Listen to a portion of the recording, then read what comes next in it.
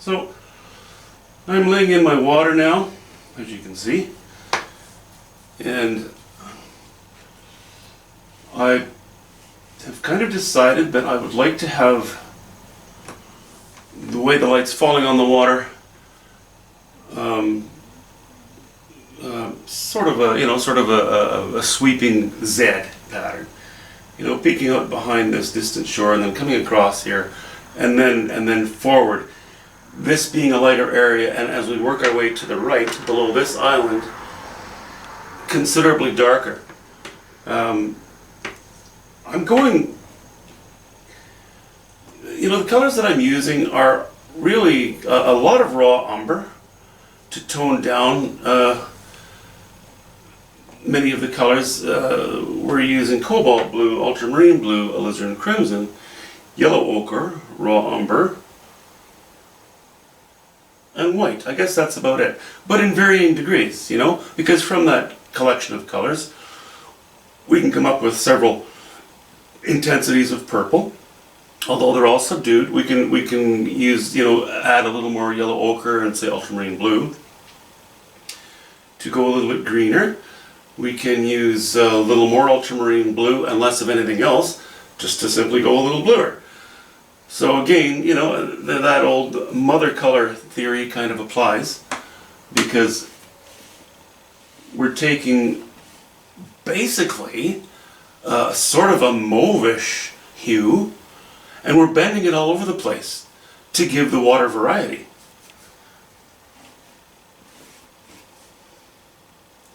And I'm putting in, well, as you can see, a lot of broad strokes right now, getting things covered. And after all of the water is painted in, I'll go in and make some refinements, change a few things. I'm coming closer to the edge of the painting here, so I'm using a little more ultramarine blue and raw umber. I'm toning it down. I might leave the odd spot like that in, just as a reminder to have a few more sort of dark and light variances in the bulk of the area that I'm painting.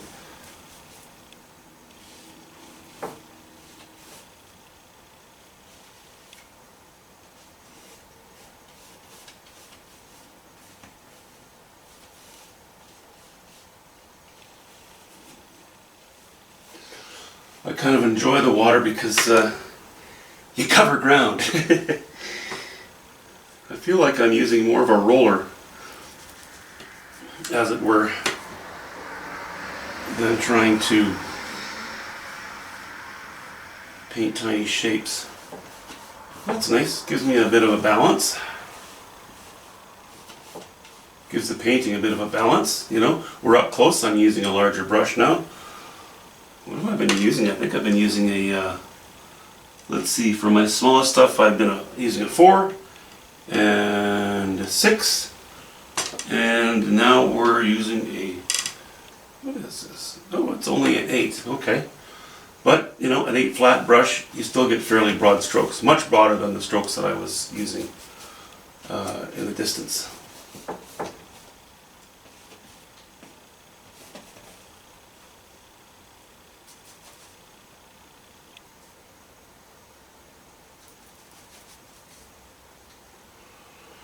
Okay, that's sort of warm and purpley coming down here. I think I'm going to go a little bluer as we wander off in this direction. A little colder. And working our way into a lower value as well, actually.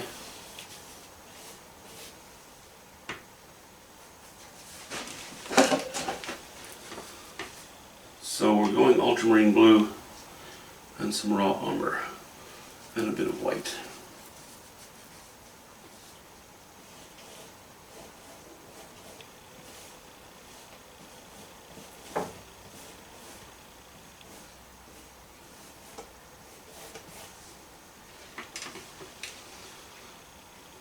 So I'm picking up, I'm not reflecting the sky, and I'm not reflecting anything immediately above the paint, but water, of course, reflects, and it also refracts, and it also has its own surface texture. So depending on the weather conditions, the water can be so many things, it's really, it's reflective of ambient information. It could come from anywhere.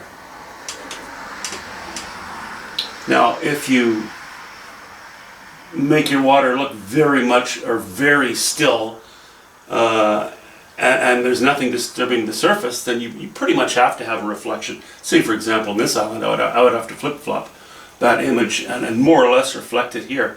But I'm not going to, because this water is disturbed. Still just a bit of a breeze. Not much, but a bit.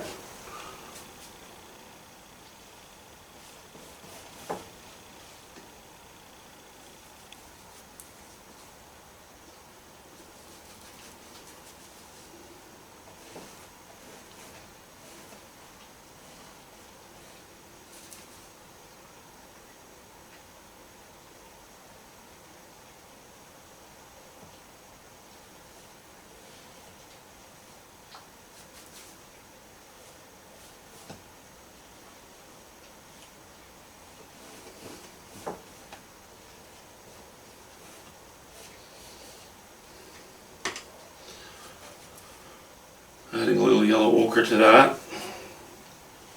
Put a few still low value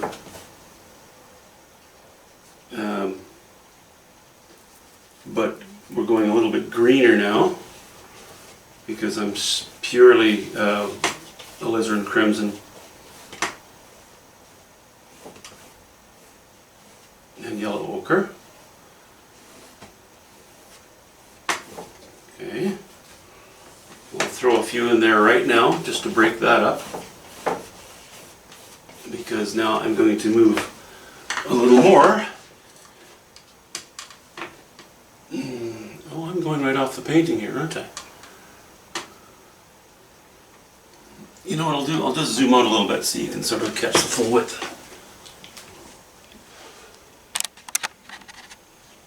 There we go.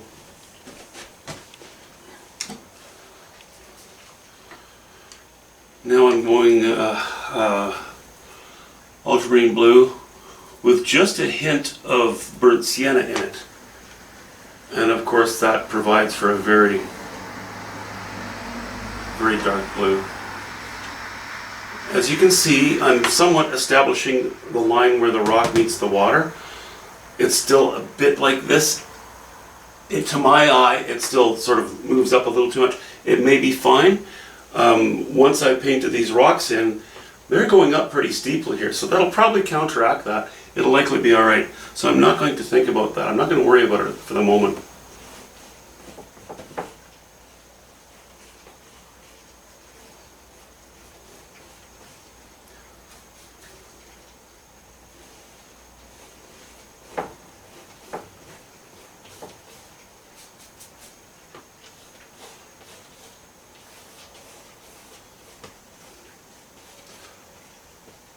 So of course I'm not putting any extremely direct shapes down, which is why I don't mind just kind of moving that brush around, covering some canvas.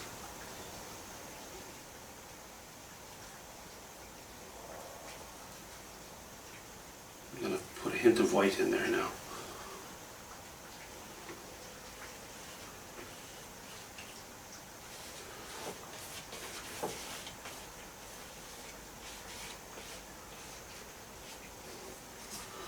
I'm starting to get a bit of junk in my brush here. Clean that out.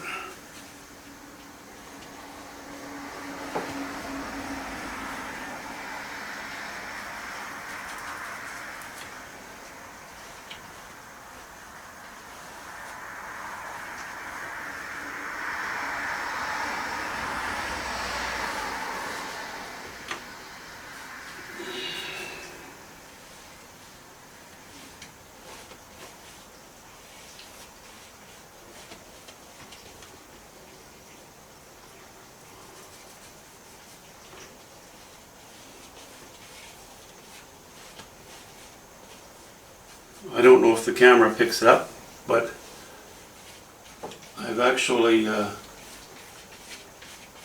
in this generally darkest part of the water, I've laid in the darkest of the dark just below these rocks because there's no light coming from behind.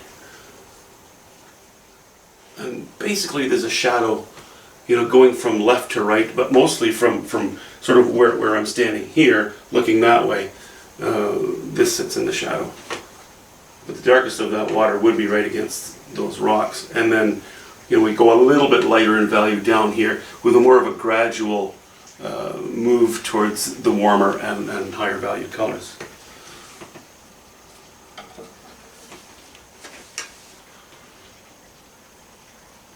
Okay, now I'm going to sit back and decision time for a couple of minutes.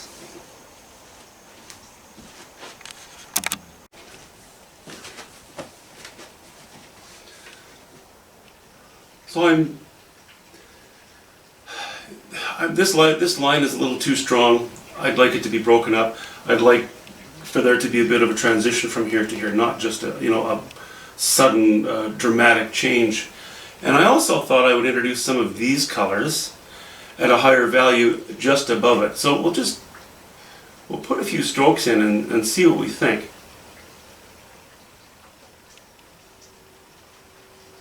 I would like to indicate a bit of a shadow there, but it doesn't have to be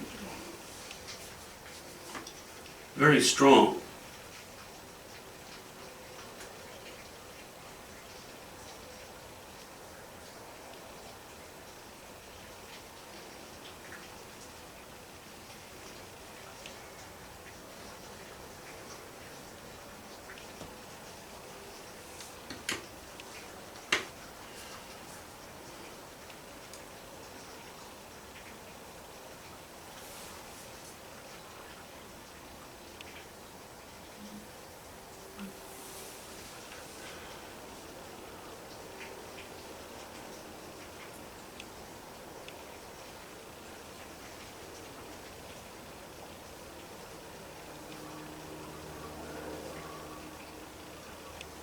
Okay, I think that's better. Now I'm going to go with the transition from these colors to these. So we're back to a bit of ultramarine blue and yellow ochre and white.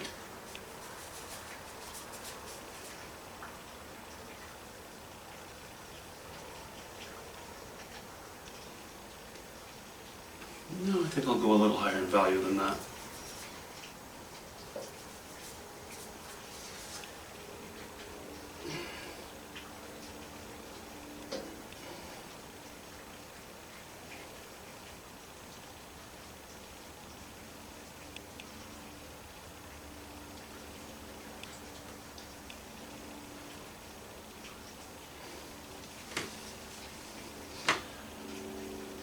Okay.